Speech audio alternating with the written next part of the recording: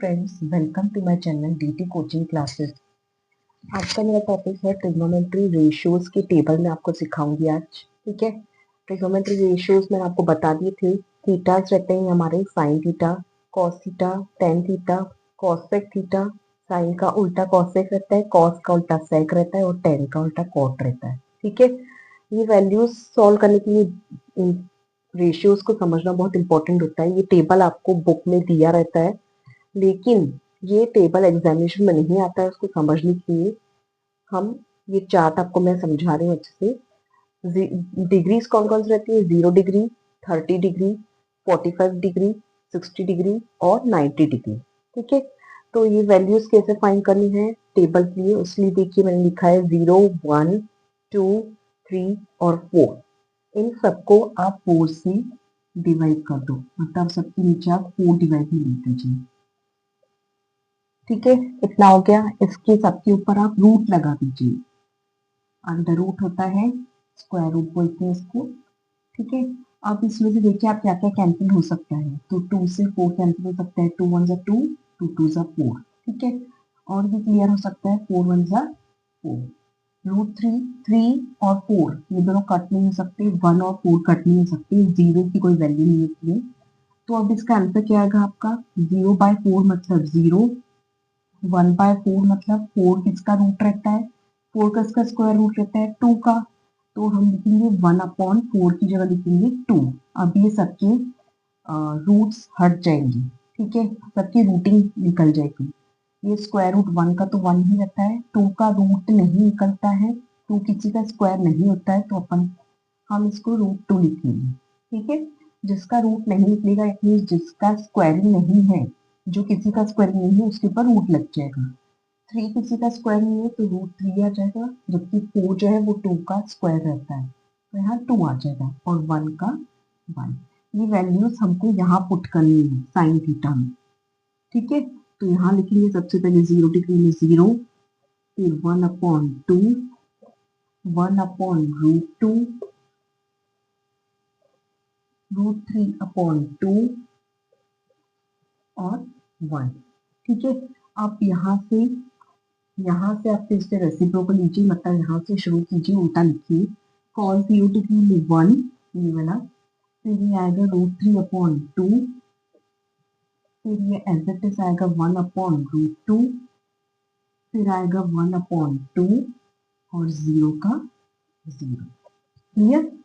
मैं एक बार फिर से आपको एक्सप्लेन कर दूंगी लास्ट में। टेन जो है, टेन थीटा में क्या करते हैं? डिवीजन करना पड़ता है आपको। साइन और कॉस का आप डिवाइड कर देंगे, साइन से कॉस को डिवाइड कर देंगे तो आपका टेन आ जाएगा। अब इन दोनों वैल्यूज को हमने डिवाइड करना है। Sine theta upon cos theta divide करने पर वैसे भी क्या आता है आपका? Tan theta. तो sine theta upon cos theta मतलब हो जाएगा आपका टेन थीटा। क्लियर? 0 और 1 है।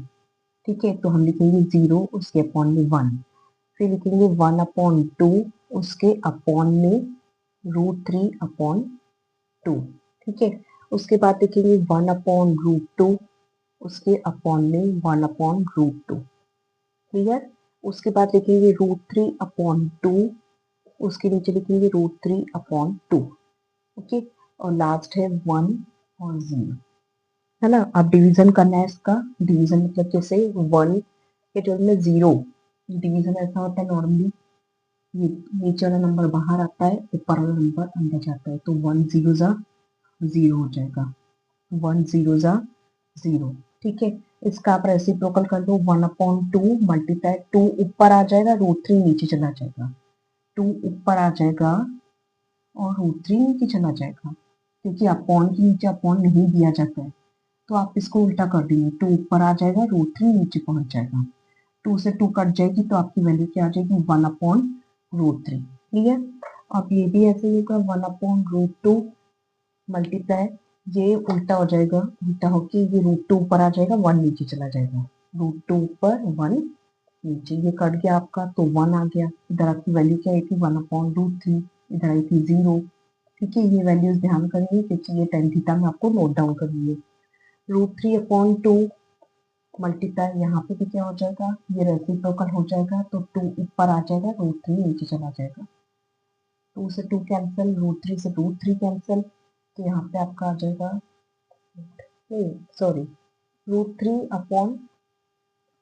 और इसके नीचे 1/2 है, √3/2 और इसका रेसिप्रोकल 2/1, तो 2 से 2 कैंसिल, हमारे पास क्या रह गया, √3, तो यहाँ पे आ जाएगा आपका √3, ठीक है, ये वैल्यू हो जाएगी।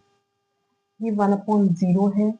अब आप बताइए, जीरो का कोई टेबल होता है क्या, जीरो का कोई टेबल होता है, नहीं ना, तो आप यहाँ लिखेंगे ND, नॉट डिफाइंड। क्लियर। अब ये वैल्यू जो है आपको यहाँ पुट डाउन करनी है 10 में,